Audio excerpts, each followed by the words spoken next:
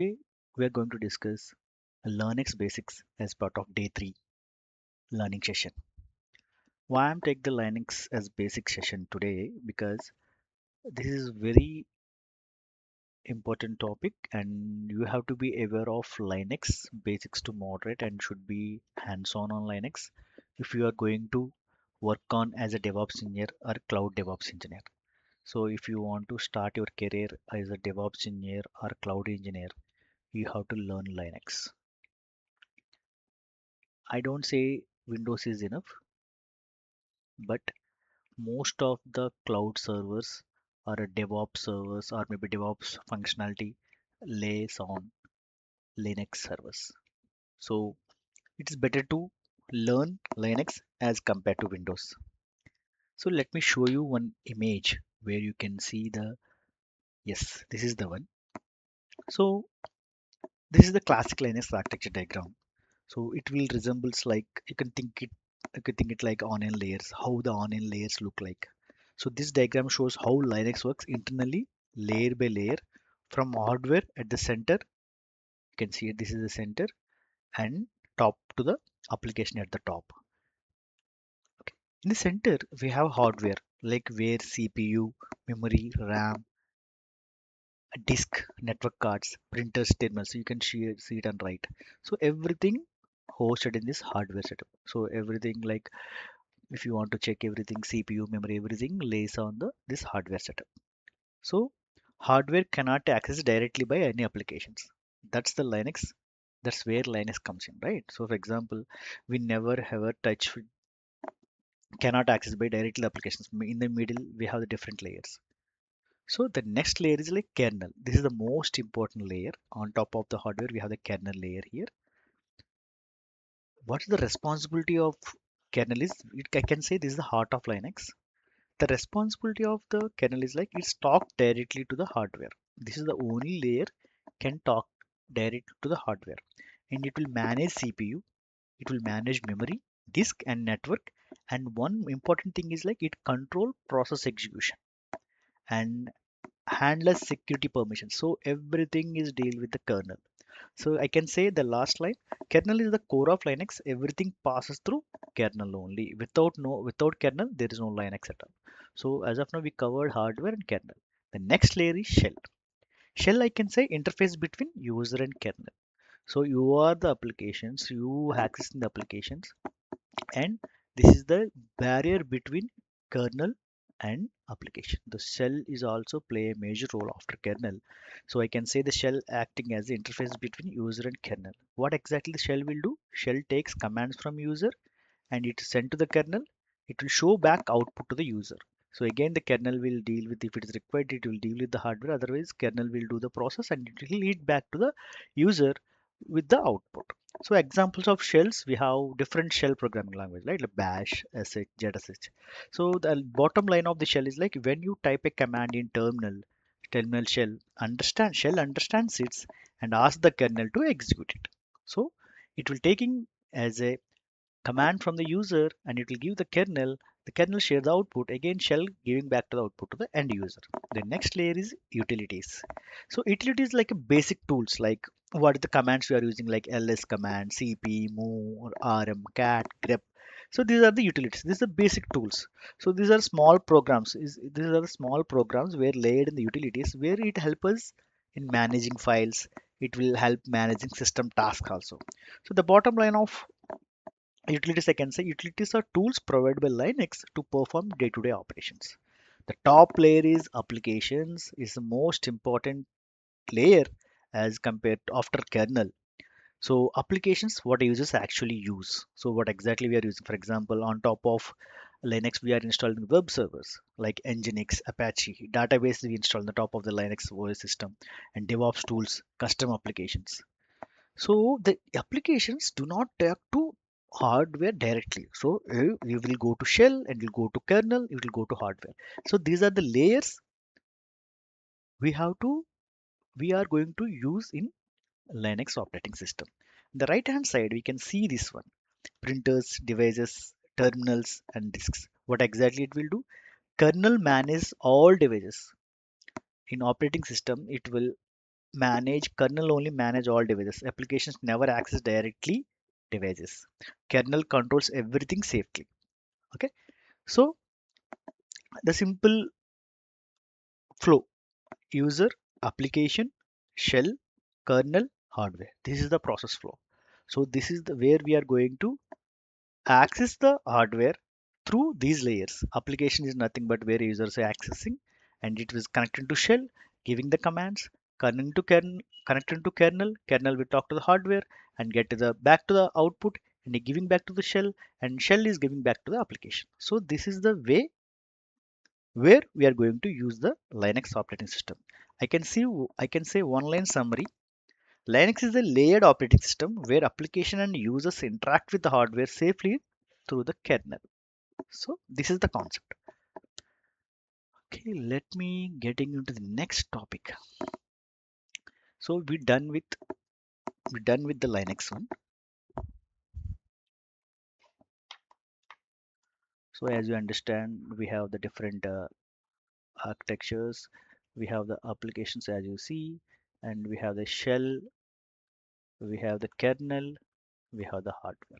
This is the overall image. So let's getting into the next image. Linux and Windows. So we are aware of what exactly Windows operating system, where we are widely used in our daily life, where we are using the laptops. So these are the Windows systems. But coming to the Linux, this is not a GUI mode. It's not a graphical user interface mode. This is a CLI mode. Okay. So what exactly the uses and what are the advantages of Linux? It's a open source. It's secure. It's more secure than Windows, and we can do customize, and we can most of the operating systems used in DevOps widely used in Linux only. So you have to learn Linux. You have to learn if you want to start your career in DevOps or in cloud engineer. You have to start working on Linux operating. It may be Ubuntu, it may be Red Hat, it may be CentOS, any operating system. You can start working on these Linux operating systems. So I can say you have to learn Linux as compared to Windows if you want to start working as a cloud engineer, because most of the times we are building in applications in Kubernetes, Docker, every time we have to use CLI only, not with the GUI. Okay, let's getting into the next thing. Third one is what exactly then cloud computing where you are going to use. You can see the image here. We have different concepts, right? We have different devices also. We have servers, we have desktops, we have tablets, we have phones, and we have laptops. These are the devices, and these are the applications. So we have the different application. We have communication application, financial application, database is there, queue is there, everything is there. We have the hardware is infrastructure. The platform is the Linux. So we have the hardware here. On top of that, we have installing our Linux system, and we have installing more applications where these applications getting accessed by these devices. So everything we relied on Linux operating system. So next going for the file permissions. So you can see here the file permissions. The file permissions in operating system like in Windows, what we'll do, we'll go to directly the file and we can create the file permissions like read, write, or moderate. We can restrict the file permission of each and every user, and each if you are copying that file into specific folder, we can restrict that folder specific group. We can give the read access to specific group, and we can read, write access given the specific group, right? We can restrict access at file level and folder level at the user level also. In the same way, we can restrict it in Linux by this three different modes. Read, write, execute, right? The first read, write, execute is permission for all the users. If you're giving read, write, execute is if you're giving like this one, we are giving the read, write, execute for all the users. If you are read, write, and execute permissions for the group owner, we have to change this here. If you are giving the read permission, we can have to give read and we can remove this one. We are giving only the specific group only read permission only.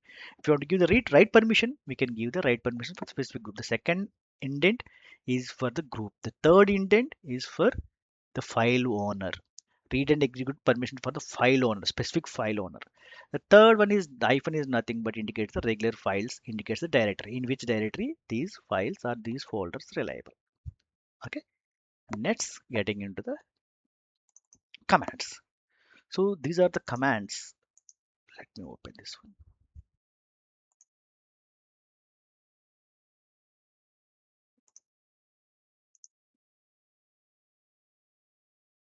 Yes, these are the list of important Linux commands where we are going to play with these commands in the upcoming sessions, hands-on sessions in Linux. Today we just dealing with the theoretical part. So we have different commands articulated in different verticals. We have file and directory management and file viewing and editing, processing, system information, packaging, networking, and user and group permission. So we have different commands into different verticals. So we have to learn and we have to remember these basic commands if you are started working as a Linux engineer or as a application engineer or as a admin or cloud admin or DevOps engineer, you have to be familiar with these commands. In the upcoming sessions, I'm going to play with these commands in all the hands-on lab sessions. Okay, and coming to the last, but not the least, this is the Linux directory. The top is make it as a root. It's like admin access. Under the root, this is the different Linux directory architecture. Under the root, we have the bin, dev, etc, user, home, lib, sbin, temp, and var. Under the user, we have the different second level directory architecture. And under the var, we have this log, and temp. So where logs exactly copy here, and we have different bin folder, dev folder, etc folder, user folder, everything. This is the directory architecture of the root folder. I will show you when I am going to create a Linux system, how you have to log into Linux system, how you have to enter the username password. After logging in, what is the commands you have to use, and how to find the existing directory, how to create a directory, how to create a file, how to change the content in the file, how to access the file, how to restrict the file, everything we are going to play with these commands only. Okay, fine. Let's recap the things which we covered so far. So we learned today about Linux architecture, and I just explained what is the difference between Linux and Windows and different directory architecture, different commands we are going to use the Linux, and the last but not the least difference between Linux and Windows. So the my bottom line, a last line, I can say, just start learning Linux if you want to switch your career into cloud and DevOps engineer. Thank you so much. Have a nice day. We'll get back with the second session.